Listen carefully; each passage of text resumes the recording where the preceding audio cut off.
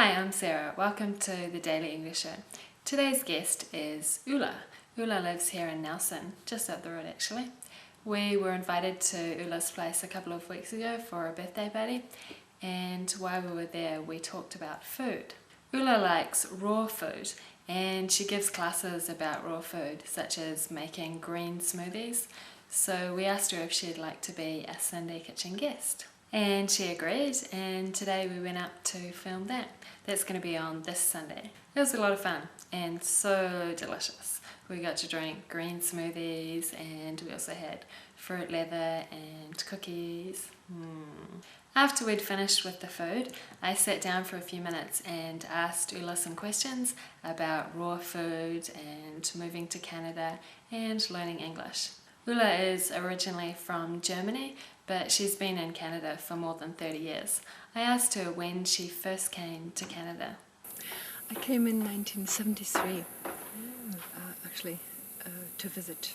I stayed for about 3 months and I traveled around the country and the continent. I went into the States as well.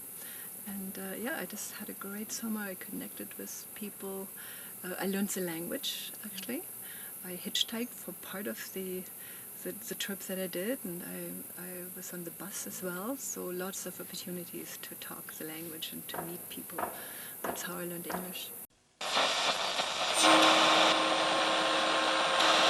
Kia ora, this is Dick News. Last night was the final of the FIFA U-20 World Cup. Argentina won the football tournament for the 6th time.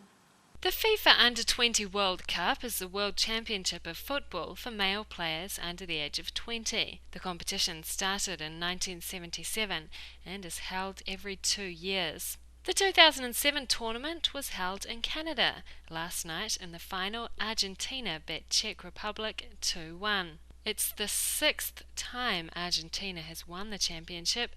They also won in 1979, 1995, 1997, 2001 and 2005.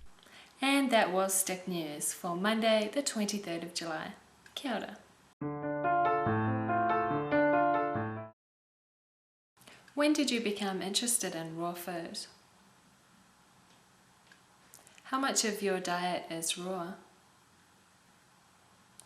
Why do you think raw food is good for you? Do you go back to Germany often? Is there anything you miss about Germany? What advice do you have for people who are studying English?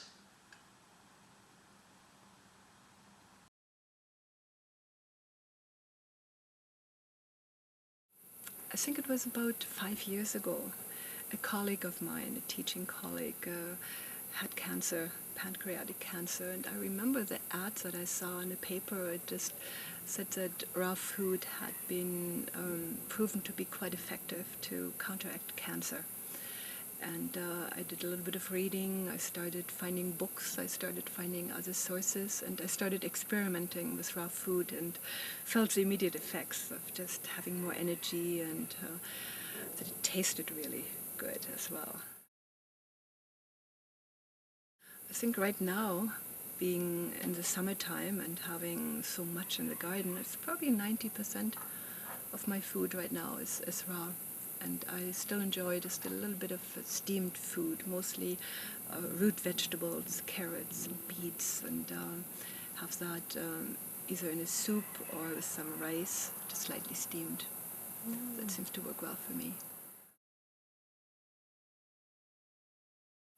I think it's just the amount of enzymes that you get when you don't cook the food, just to have all of the vitamins, everything still intact, and have it fresh. I think that makes a difference. Yes, I go again this year in the fall, and I go back every 2 years at least to visit my family.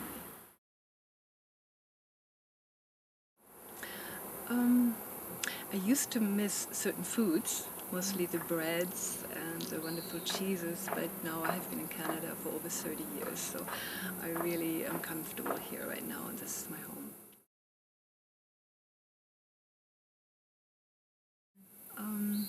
think just to start talking and not be afraid of getting the grammar right, just starting to connect with people, and and then the language will just come. Another good way to learn the language is to fall in love with a Canadian, and then you have the motivation to want to communicate in that language.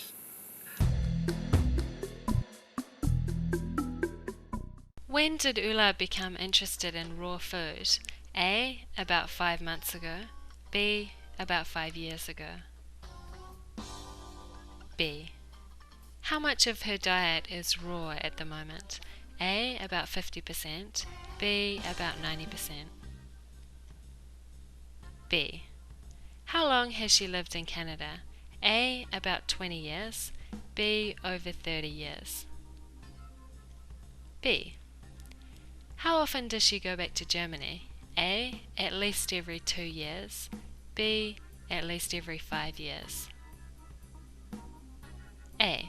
What is Ulla's advice for people who are learning English? A. Just talk to people and don't worry about grammatical mistakes. B. Doing grammar exercises is more important than talking. A. And that was the Daily Englisher. See you tomorrow.